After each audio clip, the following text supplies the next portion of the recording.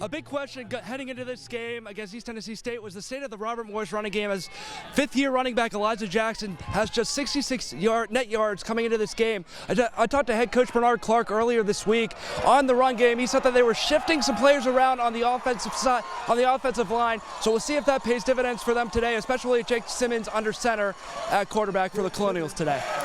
Jacob Sailors picked up yet another career accolade this past drive as he now passes 3,000 yards. He's now the third rushing back in program history to eclipse that mark.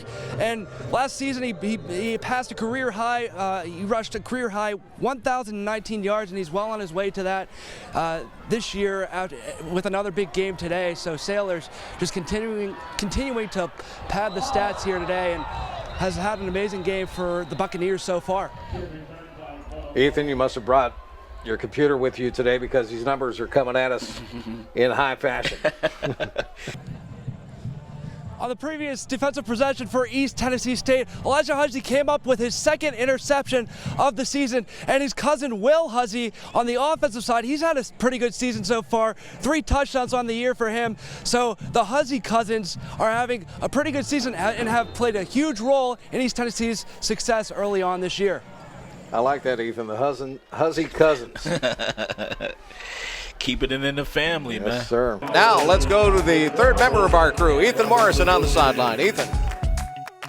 As Robert Morris gets set to wrap up non-conference play against St. Francis tonight, they look for another big game out of junior guard Josh Corbin. Corbin went 6 for 10 from beyond the arc on Sunday against Mount St. Mary's. The Colonials will look for another solid game out of him as they look to end non-conference play with a win and heading into Horizon League play on Thursday. Chris? All right, Ethan, thank you much. Getting set for the opening tip-off presented by PNC Bank. Here on ESPN Plus, Chris Shublin with Jim Elias. Ethan Morrison has something on Trey James. Yeah, Chris, as Trey James checks into the game for the Colonials, he continues to get acclimated in game action after making his Colonial debut Sunday afternoon. James will look to continue to increase his role after playing just 5 minutes against Mount St. Mary's on Sunday, as Robert Morris will welcome his size to the rotation. Yeah, no question. 6'9", 235. He takes up a lot of space. He sure does, and somebody better get on that backboard for the Colonials, because St. Francis so far has really done a nice job on the offensive glass. All right, tip time is right around the corner. Before we get it, let's go to Ethan and check in. Chris, Robert Morris and IUPUI are no strangers to one another, as they most recently faced off against one another last Thursday in the final game of the regular season. Now, this is the 4th time in the Andy Toole era that Robert Morris has played the same team in the final game of the regular season and in the first round of a conference tournament. Robert Morris in those previous 3 matchups are 1-2. Chris? All right, Ethan, thank you much. Let's go to Ethan Morrison now on the sideline. Ethan, what do you have? Yeah, Chris, on Monday, I had a chance to catch up with head coach Andy Toole before practice, and I asked him what would be the mindset coming into this game for Robert Morris to come out on top on this one, and he said the team has to win the small battles such as loose ball positioning on the court and just taking care of the basketball, which can be a separator in a team winning or losing in these kinds of playoff environments. So it will be important for Robert Morris to win those small battles. They're doing a great job on the glass right now, output rebounding IUPUI 12-6. And they currently lead this one 11-7 because of it, Chris. Robert Morris in possession now. TJ Wainwright comes into the ball game. IUPUI has chiseled the deficit down to 7 again. It's 52-45. Robert Morris in the lead. Michael Green on the screen right there. Ethan, talk about him.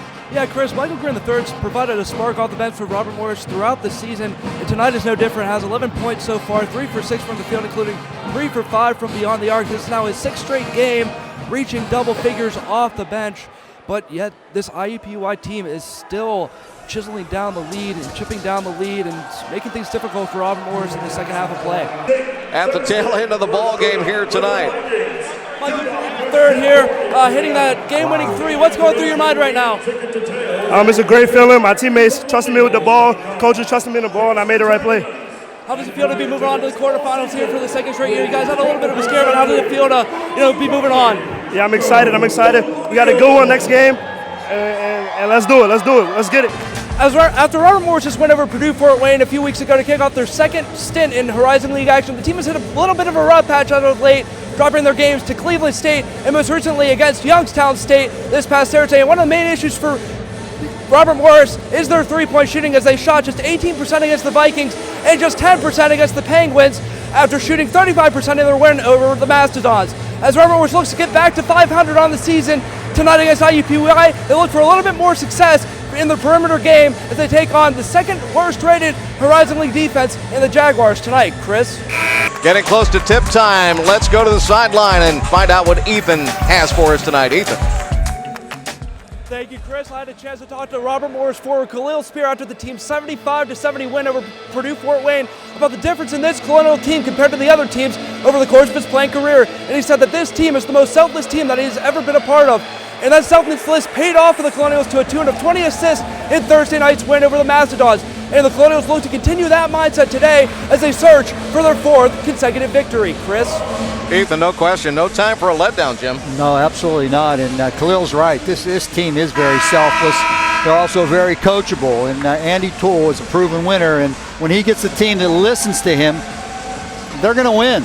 Well, for Cleveland State, the tenacity remains the same, but even a lot of the faces have changed. Yeah, Chris, over the past year, there's been a lot of turnover in the Cleveland State program as former Viking head coach Dennis Gates left for the job at Missouri along with Trey Gomillion, Demoy Hodge, and Ben Sternberg, following Gates to Missouri. But even though the Cleveland State has fresh blood with first-year head coach Daniel Robinson, the team still has features such as Yahil Hill, Deshaun Parker, and Deontay Johnson to still be a threat in the top of the Rising League. You can see it thus far with Cleveland State's stingy defense.